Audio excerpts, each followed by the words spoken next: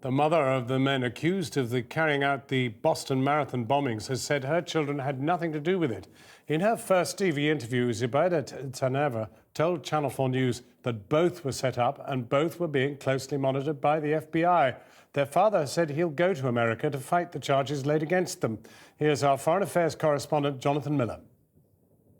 In the search for answers, one question stands out. What radicalized the brothers Tsarnaev? What turned the eldest, the late Tamerlan Tsarnaev, into what one US publication has branded him, a human pressure cooker? With the surviving brother Dzhokhar under guard in a hospital in Boston, journalists have descended on Makhachkala, Dagestan in the Caucasus, to try to speak to his mother Zubeidat, who was today under siege, overwhelmed.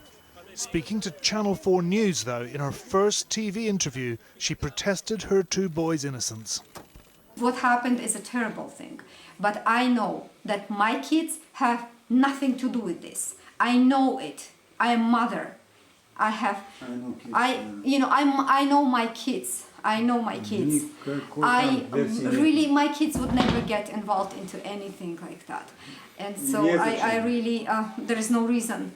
So the first day when I really got this message, I got really worried, and I was kind of telling that it is a setup, and I was just really mad and angry at America.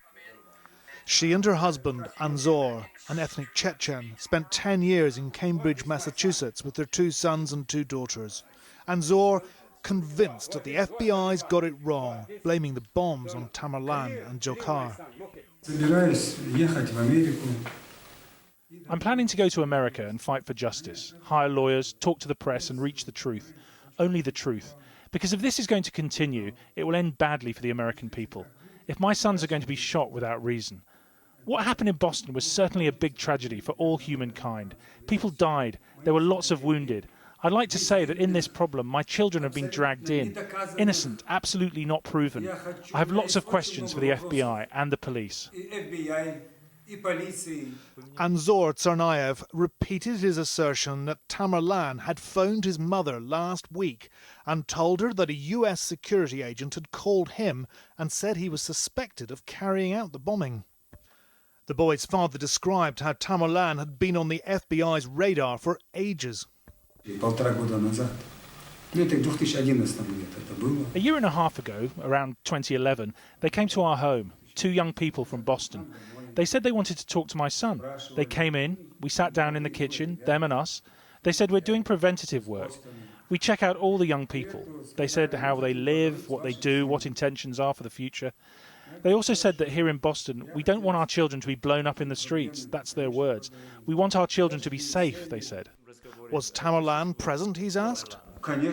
Of course. They asked, why do you watch these sites? And he said, I watch all sites, Islamic and all the others and news. I read books and Pushkin and all information.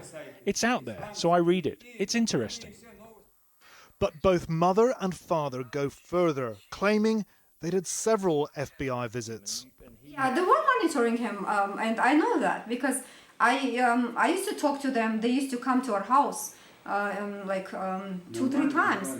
And then my Tamerlan used to tell me that he used to talk to them too, because they called me once and they wanted his number.